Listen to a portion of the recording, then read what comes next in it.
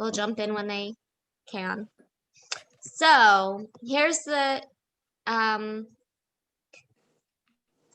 the summary this week is very easy because it's not so much that it's a short parsha, but that it's very concise. The narrative bit is like one thing. So Jacob's on his deathbed and he blesses all of his children. The blessings themselves are kind of interesting. We can look at each of those in turn. Most significantly is that Joseph effectively gets a double. Like, he gets his own blessing, but then because his sons also get a blessing and a portion of the inheritance, he effectively, or his line, his tribe, whatever, gets a double inheritance, which should go to the firstborn. So like, again, we see that cycle continuing. And not only that Joseph effectively gets the double inheritance that should go to Reuben, but when Jacob blesses Joseph's children, he puts his right hand on the younger, even though it's the older is supposed to get the right hand. And again, he says the younger will be mightier than the older, and again, just the same cycles of problematic family dynamics are continuing. So that's the bulk of it. Like, that's the essence of the parsha. Then, of course, after he blesses everyone, Jacob does die. He's pretty fortunate. Like, there's a midrash about like his time of dying and that he knows he's gonna die and all this. Like, Isaac, it says, he grows old and blind, and so he wants to get the blessings out before he dies. But Jacob seems to have like an extra, I don't know, control almost, or awareness of how close the end is.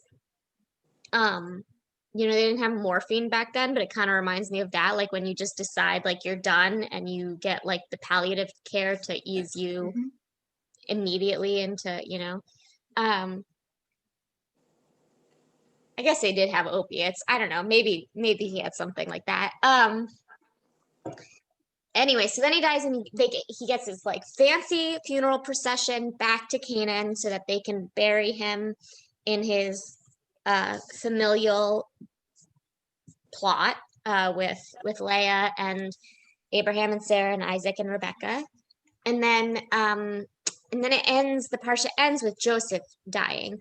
We don't get, Torah doesn't deem it important to tell us when the rest of the sons die. Like, all of the other 12 tribes of Israel descend from these other people that are kind of important, but whatever. But Joseph's death is significant. And I think, though, partially because he gets like a state funeral. He gets an Egyptian funeral. He's embalmed, he's entombed, he's not buried like a Jew. So that's also kind of significant. Yeah, it is. Yeah. So, so that's our summary. Anything catch, anybody want to start with a particular piece of that? This is not from a learned perspective, but it's interesting what a key role Joseph has, and he's sort of like an outlier throughout, even in how he's buried. Yeah.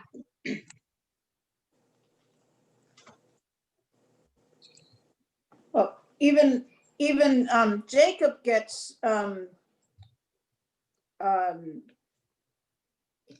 Egyptian process of I lost the word just now. Embalming, mummification. Embalming, and I was thinking when I was reading that, it also talked about the number of days of mourning, which we kind of follow now, but I'm glad that we don't follow the embalming part of all that. I Right. don't know And how. Jacob's parents and Leah and all of the others buried at Machpelah are not embalmed. I think the main reason they had to do it for Jacob isn't just because he died in Egypt and that's what the Egyptians did, but because the journey They were back to carrying Canaan him. is long and he would get very stinky along the way if they Right, didn't yeah. do I some understand the preservation thing. why, yeah. And but what?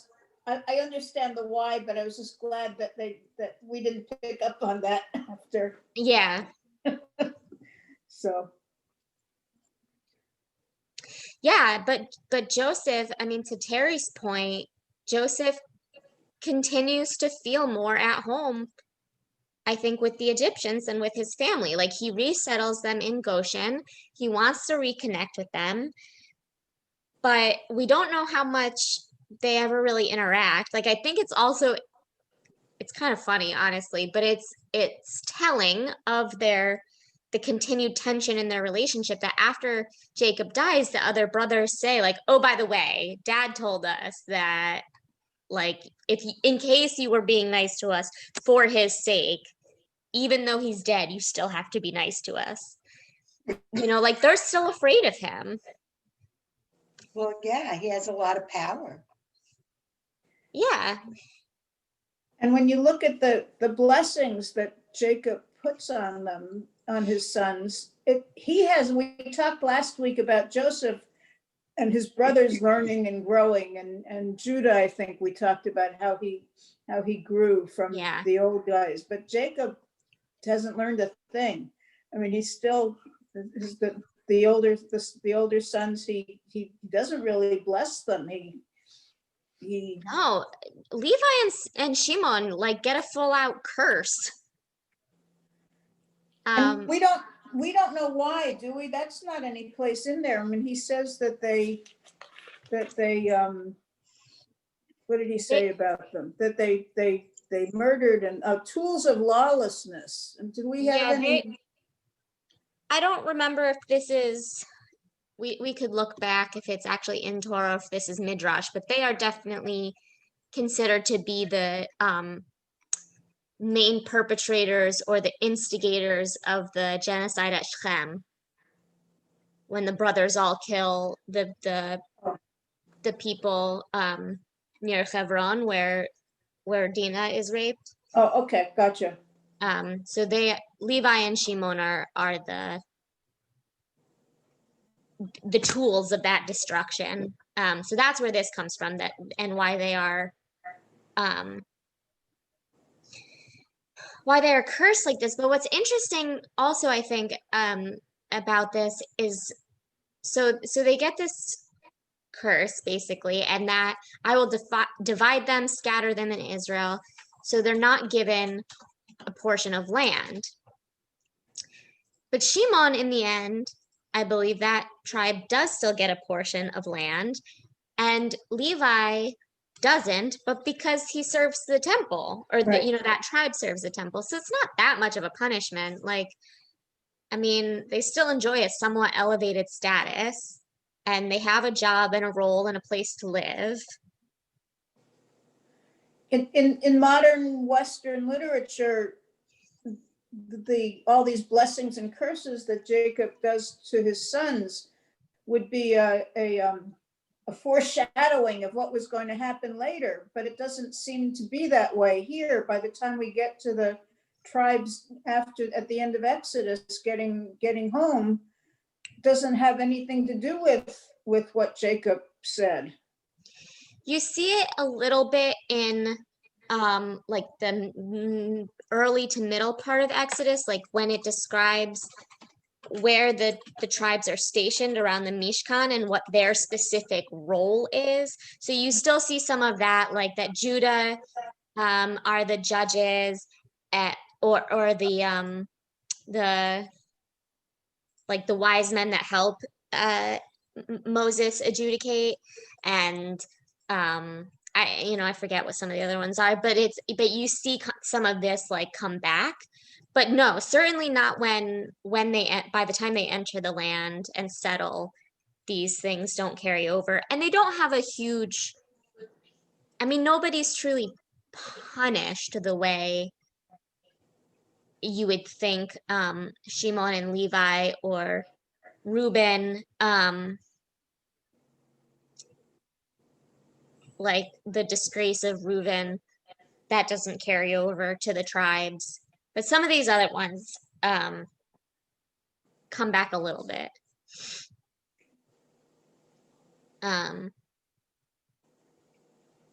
Joseph is a wild ass. That's a good one.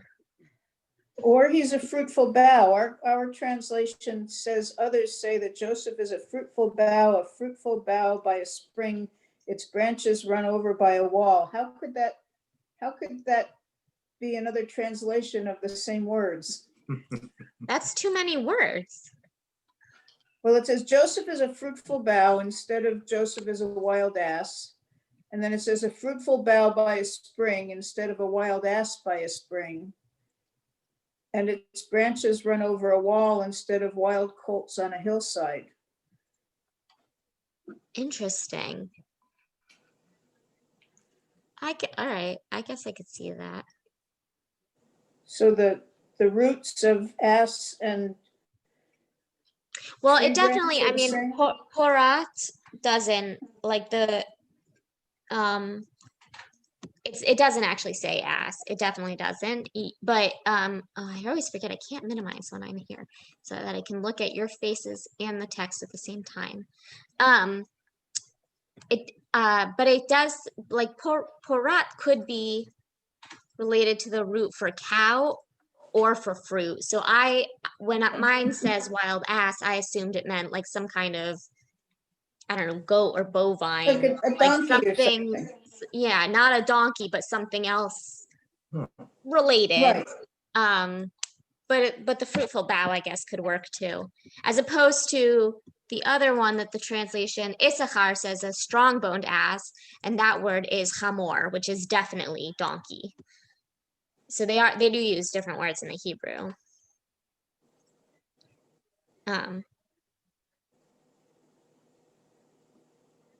Yeah, and his security thing, I mean, that comes up. He's definitely one of the ones that it talks about in the tribes where he's stationed. They're stationed on the front end of the Mishkan. You know, the warrior people. Asher with the lions. No, Judah with the lion. I don't know. Anyway, we'll see that in a couple of weeks. We'll get there.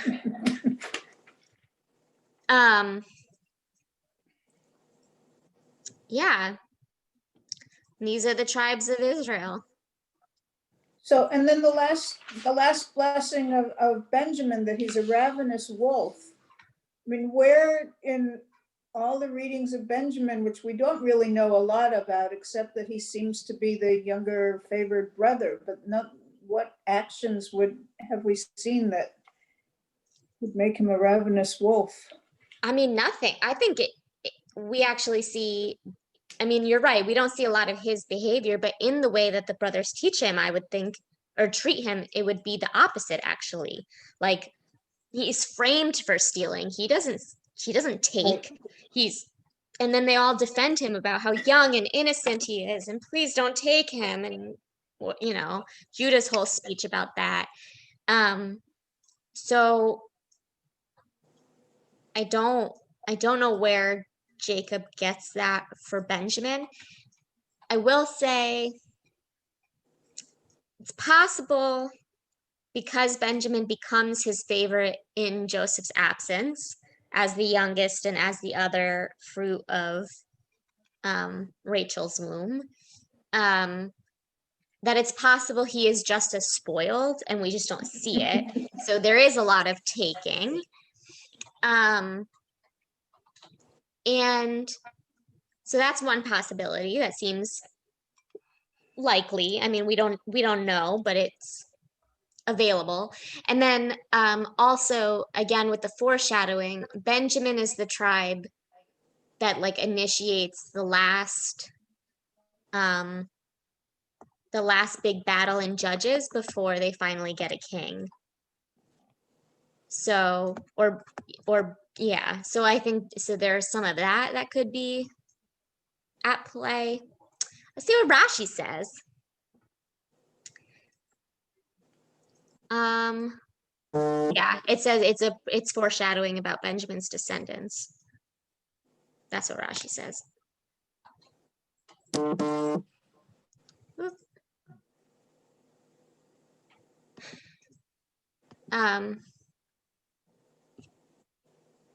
Yeah. What else? David, what were you going to add? Oh, just my edition, the Sonsino edition, says that a wolf that raveneth or that teareth refers to the warlike character of the tribe. See Judges 5, verse 14 and 20, Yeah. verse 16. So just what the rabbi was saying, that it's a foreshadowing, that it's not that he is a wolf, but that he's warlike and shall prevail. Because at the end it says, he shall devour the spoil. So Right. I'm pretty sure David comes from the tribe of Benjamin. So there is foreshadowing. I guess when I said there wasn't much, it's because the Levites became the priests, and it, Right. how do you do that if you're cursed? I didn't make. Well, you're landless. I mean, that could be, he says scatter them. They're not really scattered, but they are landless. So that's similar, that's a tough position in those days.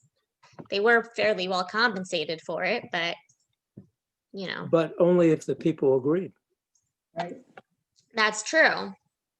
That's true. They are dependent on the people bringing the sacrifices. I've been reading Riza Aslan's book about, Zealot, the life and times of Jesus of Nazareth, which I bought years ago when it first came out because it caused such a controversy that a Muslim wrote a book about Jesus. So I thought that was interesting. And finally got around to reading it now. And it's interesting. It's an interesting look at Jewish history, really, because it's not taking a Christian point of view. It is trying to look at the historical Jesus and who was a Second Temple Jew. And we know a little bit too from like the book of Maccabees, how the Hasmonean dynasty, after they won the war against the Greeks, they became very corrupt themselves. And the second book of Maccabees is a lot of like trying to justify political crimes and corruption and like the intertwining of the kingdom, the monarchy with the temple and all of that, which we see a little bit in our prophets, in Tanakh as well, but it got really particularly bad under the Hasmoneans. And once the last Hasmonean died, then the priesthood was like for sale, and it didn't necessarily go to the Levites, and it was like a position that the Romans could appoint, and it got really, really messy. And that's part of why like that was part of the political struggle of that time as well, that the people did stop bringing sacrifices because they didn't have any faith left in the priesthood. And yeah, I don't know, it's been kind of, it's interesting to think about the whole thing. What's the name of that book again? It's called Zealot, the life and times of Jesus of Nazareth. It's a fairly easy read for nonfiction. It moves pretty quickly. But yeah. So anyway, the Levites are, yeah, they're dependent on the people keeping faith with them. And they still remain like a bloody, having to do the sacrifices. Like they remain a very bloody tribe. They are men of swords, or knives anyway.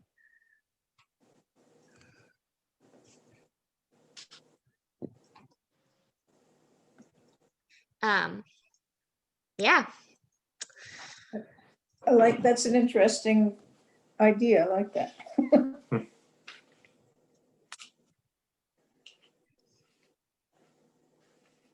The blessing that Jacob gives to Ephraim and Manasseh, to Joseph's sons, is, you may recognize, it is the blessing that is still used today on Shabbat for the blessing sons.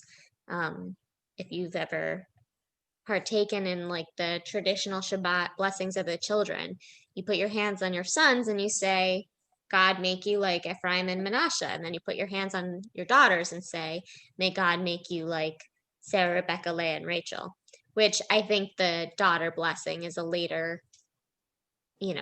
that people were like, oh, we should tack this on. Follow the same formula, come up with some female Right. characters we like. It makes sense. But the blessing for the sons comes straight from this parsha, which is part of so it's when Jacob says, by you shall Israel invoke blessings, that it comes very much to fruition. And there's a midrash that says Ephraim and Manasseh, despite this, that Joseph does the hand switching, and that it has the potential to really repeat some of the resentment and sibling rivalry and all of that we've seen before, that they did get along very well, that they were very loving brothers. We never see anything about them really besides when they're born and named, and then that's all we get. But and their genealogies, I guess we must get those at the beginning of Exodus. But the Midrash says that's why they are blessed like this, that they are the model for sibling relationship that we want to emulate, as opposed to all of the ones we actually see described that are murderous. Well, it's interesting in Western history, which uses the Bible and the Old Testament as a blueprint, sort of, kind of, how even with all the switchings between the first son and the second son, in Western society, the first son still holds so much preeminence. You think Right. you think something would have rubbed off, but it didn't. Yeah, I think that's really interesting too, even still within the Torah. I mean, certainly as our blueprint, at some point you think we might do away with these like arbitrary hierarchies and whatever, and just give all the children equal inheritance. But even within the Torah at this point, this is the fourth generation now where this is going to play out, with the third. We don't really know anything about Abraham's relationships with his siblings, I guess, but Isaac and Ishmael, Esau and Jacob, Joseph and his brothers, and now, so this would be potentially the fourth with Manasseh and Ephraim, and both of them, Joseph and Jacob, I think it's really interesting how they seem to view that structure still, that Joseph, even knowing that he's the second youngest and surpassed all his older brothers, he still insists on his father putting his right hand on his older son. And Jacob, despite knowing that the trauma that has been caused by him stealing the blessing from his brother, from Joseph being the doted sibling despite not being the oldest, like all of this stuff, the difficulty that this favoritism has brewed, he still does it again, and he switches the hands. So both of them, I think it's interesting, like, I'm not sure what the right answer would be for either of them because they take sort of opposite positions, and I think they're both kind of silly in a way. But I guess because really Joseph shouldn't, Ephraim and Manasseh shouldn't be getting those blessings at all. Reuben's children should, theoretically, right? Reuben is the oldest. He should get the double blessing. His children should be the next link. So I guess that makes Joseph sillier. That like if he knows he's gonna get this double portion from his father, that really belongs to his oldest brother, then all the more so, like, why does he care which of his sons gets the better blessing too? Like, he's already inverted the power. Well, I guess Reuben lost it when he used one of his father's concubines, I guess. Yeah, he has the affair with Bilhah. Yeah, so that lost Yeah. it for him. That's it. Just like modern times. Yeah. The red tent does a good job of making that feel less gross. She talks about, she paints Bilhah as the youngest of the concubine. You know, in the red tent, all 4 women are sisters, but Bilhah and Zilpah are daughters of Laban's concubines, as opposed to Leah and Rachel are daughters of Laban's wives. So that's why they get to be wives, and the others are passed down as concubines as well. And but then, so Bilhah is the youngest sister, and Reuben then being the oldest son, that puts them at about the same age. And by the time they're both adults, you know, they have a relationship that Bilhah like can't have with old man Jacob because he's old and gross. To her little Is what it 18-year-old is. self. To her little 18-year-old self or whatever. So Yeah, You know, I've noticed that when I go out shopping or whatever, the 18-year-old girls don't really look at me. they don't throw themselves that? at you. Yeah, no, it hasn't happened. Not for maybe 50 years. Now I'm getting some eyes from these 75, 80-year-old women. They're There kind of you go. interested.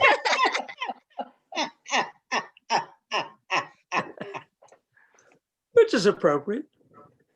I don't tell Jill about that, of course. No, or anybody else, right? No, no. Maybe you should. Let her know what she's got. Ah. Yeah. You know, the I think ladies she at the knows. supermarket think I'm fine. I think she knows. Well, just remind her. How's that? There you go. Yeah.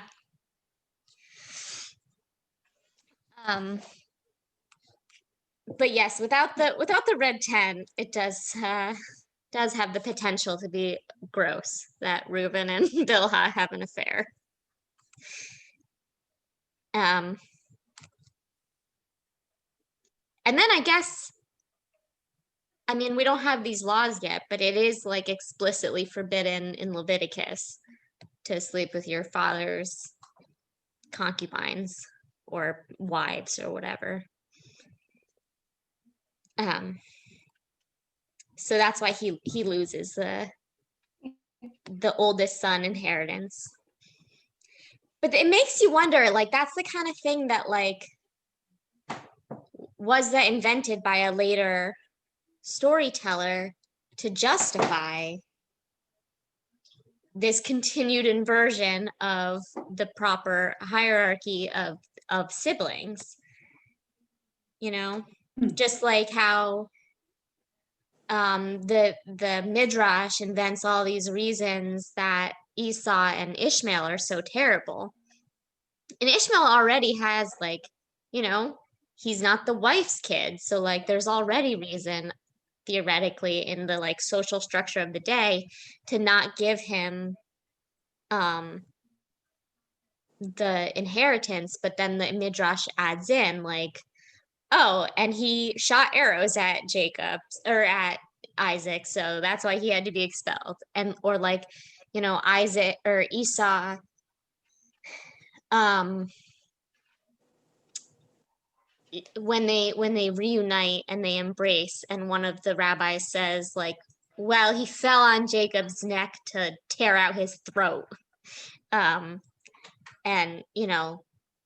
that kind of stuff to just keep justifying. Which again, like, so why didn't they just change the rules? But there you go. So I don't know. I mean, we have no way to know that. Genesis, I think, I'm not a scholar on these linguistics, but I believe Genesis is generally attributed to the same author of the JEPD, the four schools. I believe it's Elohist, it's the E, but don't quote me on that. Adele Berlin is the scholar to look up for that information on. Anyway. Friedman has it in his book. What? Friedman has it in his book, Who Wrote the Bible. Okay, yeah, Who Wrote the Bible. And I think you're right. I think it is the Elohist group.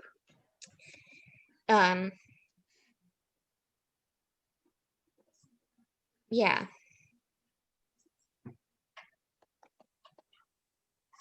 It says Elohim right here in this verse that I'm looking at. There you go. Yeah. So what else? Anything else catch your eye or questions or? Well, I guess just going to what you were just saying about who wrote this. We had talked in the past about when Jacob is sometimes called Jacob and sometimes called Isaac. Mm-hmm. And maybe it was because it was different authors. But in the first paragraph of 48, like it switches back and forth between, yeah, it does. The last 20, it just switches back and forth, and it doesn't seem like it would be different authors. So back our book club mentality where you try to come up with reasons for all this stuff.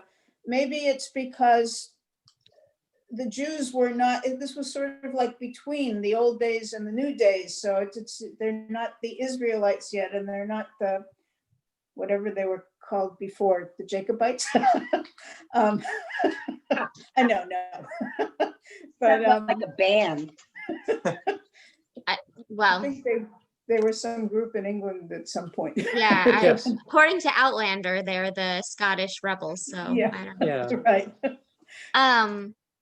But maybe that's is supposed to symbolize that things are in flux right now, and the stories going to change. According to Friedman, it was a later person tried to pull together the J school and the E school and kind of get everybody kind of combined into one narrative. And for that reason, there would be sometimes Jacob, sometimes Israel. That's his thesis. Maybe not be right. And it doesn't always have to be clean, like cutting and pasting of, this piece is this author and this piece is this author. I mean, I know there were some issues with the Serach book we read in book club, but I do think there's something to her scene of like late Second Temple scribes like arguing about, as they're doing right, doesn't she have a piece of that, like as they're trying to do the Torah reading, and this one says it's told this way and this one says it's told this way, and they all have to sit down together and rewrite the Torah in a way they all agree on. So some of that, not that I think that exactly happened, but that kind of like compromise, could happen where it's like effectively a third author altogether, but pulling together I should say an editor pulling Mhm. together the two authors from previously. Like we do see that a lot in the Talmud, where um, there's a whole layer of Talmud era where none of the rabbis or none of the people involved, we don't know their names. They're a completely anonymous strata of scribes, but we can tell that they are there because and this is pretty new that people like figured this out too. This is like 20 years now that this awareness and scholarship is growing around this, but that there will be like a quote from this rabbi and then a quote from this rabbi, and then we have to like jump down to like the conclusion of the argument or whatever, and the few sentences in between that bridge it, that help pull the whole paragraph together, the Hebrew doesn't match. And so we know like another person entirely inserted that piece hundreds of years later. So, the whole thing flows if you don't know, if you're not a linguistic scholar, if you're just trying to muddle your way through the Aramaic, like anybody who's trying to read the Talmud, most of us are not actually scholars in ancient Near Eastern languages. So you don't notice that stuff, and it feels like it's of one piece. And then it turns out that there's like actually a lot of editing and different people that had to come together to make this the way it is. So I think it stands to reason that happened as well with the Torah. Rabbi, I have a question that's related to this. The Torah was canonized. Mm-hmm. What did the process of canonization do? What do you mean? So the reason I'm asking this is, as we're trying to figure out why this name, why that name, what about this, what about that,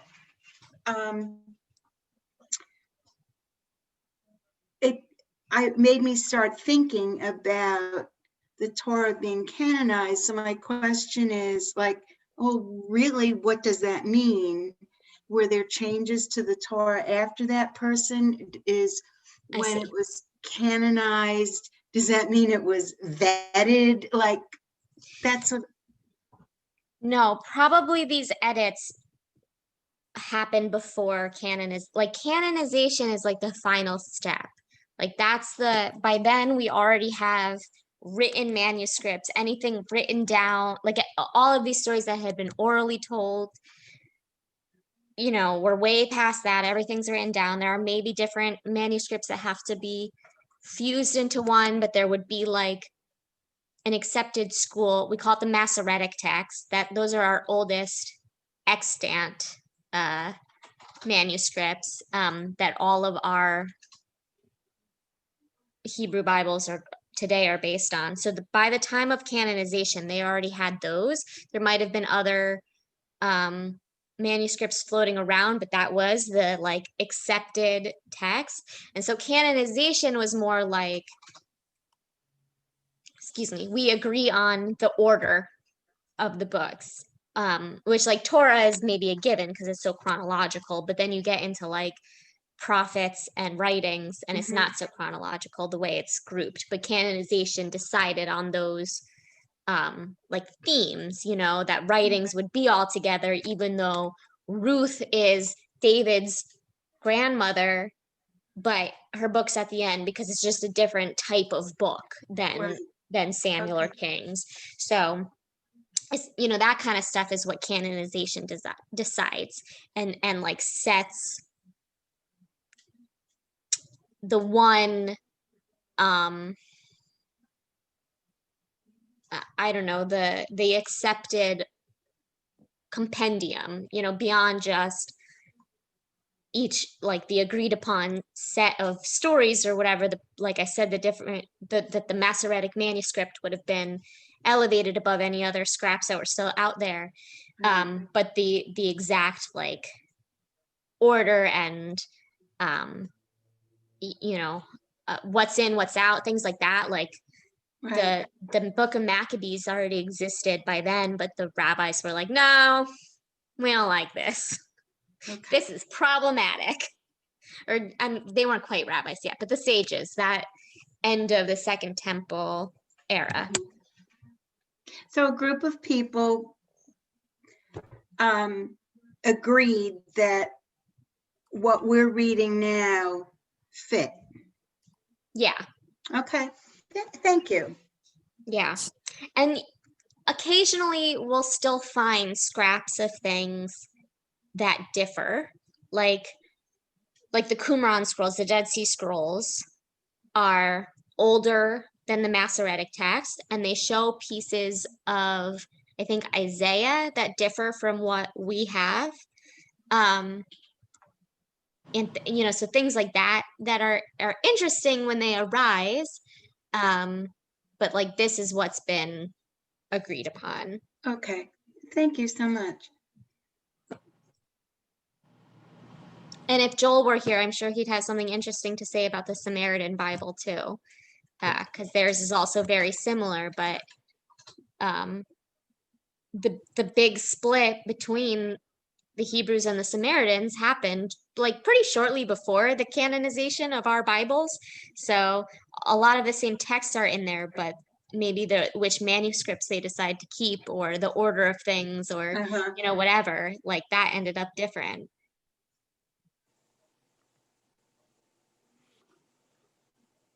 Thanks for asking that, Terry. Appreciate it.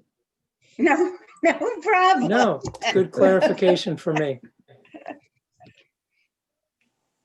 Yeah. And then you have people like, is it Danielle Hartman? Hold on, let me double check.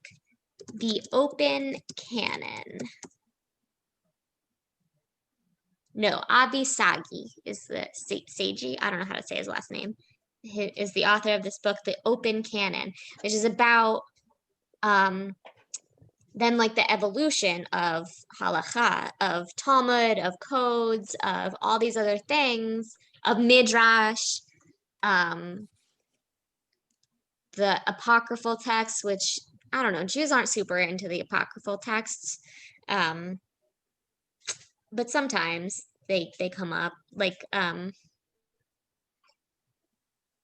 oh shoot, which book has Judith in it? The Hanukkah story we just learned about.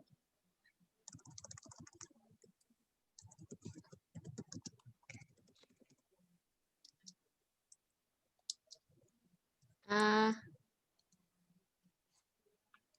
don't know, but she's in one of the apocryphal books that we decided is worth still paying attention to. But a lot of them, even though they were written like before Christianity took root, they were written after Jesus, and so a lot of them have like messianic tones that Jews are not into. Like Ezra and Jubilee, and as Ezra 2, 3, and 4, as opposed to the Ezra we do have. Different guy. Jubilees, things like that. But anyway, my point was all of those other books that we may or may not pull from when it's convenient kind of show that canon is a rough idea for Judaism, and like the way we continue to drash, that we have a canonized text, we have the Hebrew Bible, but we don't have a dogma around it. Right. And so we continue to build from that. Yes. And that's significant, and it's like pretty uniquely Jewish, at least among the three Abrahamic religions. I mean, Hinduism has so many Vedas. I don't know that they have a canonized text per se. It might be regional. So they might have also a sort of open canon idea, but at least among the three main Western religions, like Judaism's the only one that really views the canon as open. I truly do like the midrash, that people's opinions, the rabbis, are accepted, even though, like, there isn't that struggle to find the one right one. Right. Yes, and it doesn't have to just be rabbis either, although I do see what you mean about like the classical midrash, that some of those stories become so ingrained in how we understand Torah, but I don't know, there's like a it's almost like cognitive dissonance, right? Because like there's like, this is canon and this is not, but we know that like the canon isn't necessarily historically factual either, but we're not concerned about which one of the midrash are correct. You know, you can have different, like in the same book, in Midrash Rabbah, they'll have one midrash, and then the next rabbi will say, here's another idea, and just completely throw out the other guy's opinion and be like, I think this is what happened. And then that's fine. It's not even like the Talmud where then they have to argue about it. They're just like, we're just riffing here. Any of these might be okay.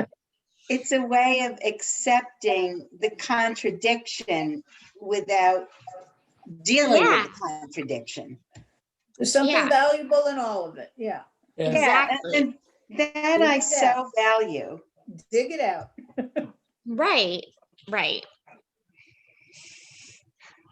Yeah. Now, if only my children could grasp the concept that they can all be right. Including mom. Yeah. Never. Yeah, there are some great books out there about that too, not just about midrash, but about there is one that's written by a rabbi, but it's like about more pseudo psychology, like interpersonal stuff, called, I forget now, like I'm right but you're not wrong, or something like that. That it's like that idea that, you know, the title plays on that somehow. And then there's the book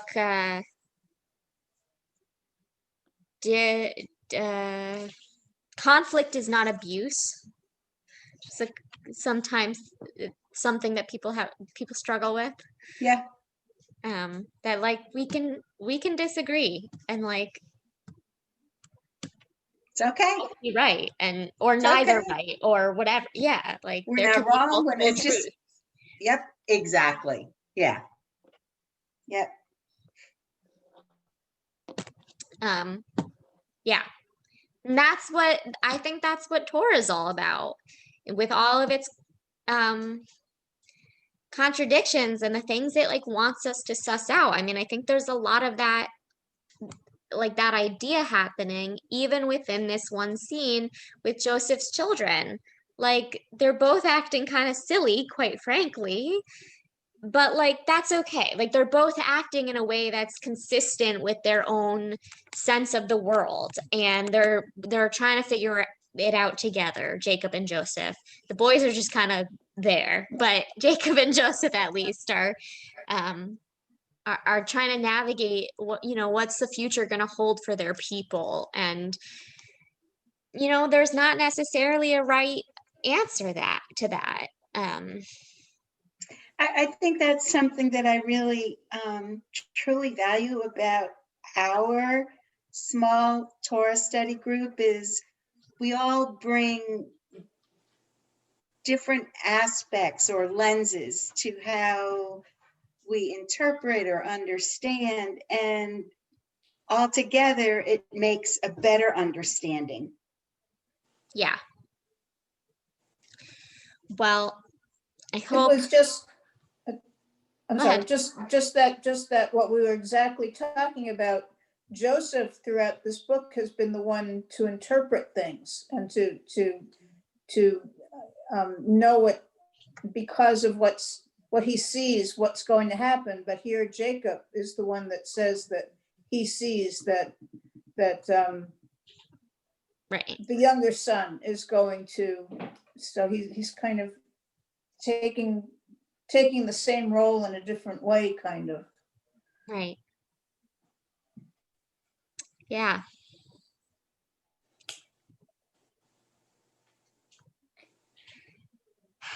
Well, that's Genesis. Any last questions or comments or? Anybody going to wild New Year's Eve parties? Yeah, right. I hope not. No. I don't know, how Well- wild can you be on Zoom? How wild can you be on? That's true. You can get wild on Zoom. There's a couple of commercials that show people getting wild on Zoom. I've noticed that, yeah. Or if you get really wild, you can just stop the video.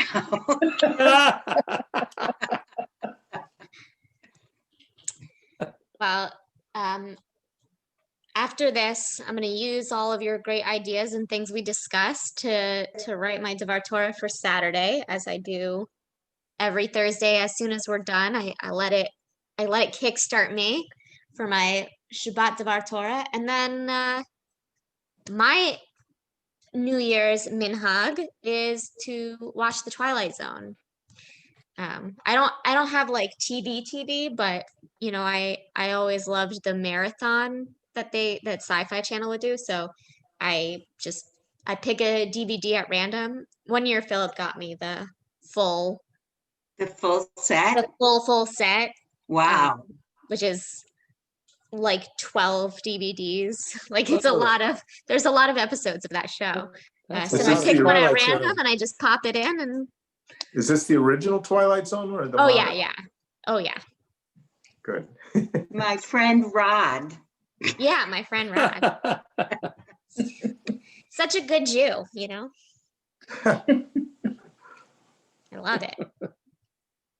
Sometimes I do start with my favorites, with the Jewish ones, you know. I think The Monsters on Maple Street, The Death's Head Revisited, but then, you know, to really simulate the marathon feel where I can't pick what comes next, I like to pick one at random and just see what's on that DVD. Yeah, there's something to not being in control. Yeah. Especially in the Twilight Zone. It's part of the thrill ride, right? Yeah. All right. I think I told you all, I sat next to Rod Sterling on an airplane many years ago. Oh, you didn't look out the window, did you? I know. And see that nice little young fellow out there tearing apart your engine? Oh man. Well, I wish everyone Did he look anxiously out the window? No, he was on the aisle seat.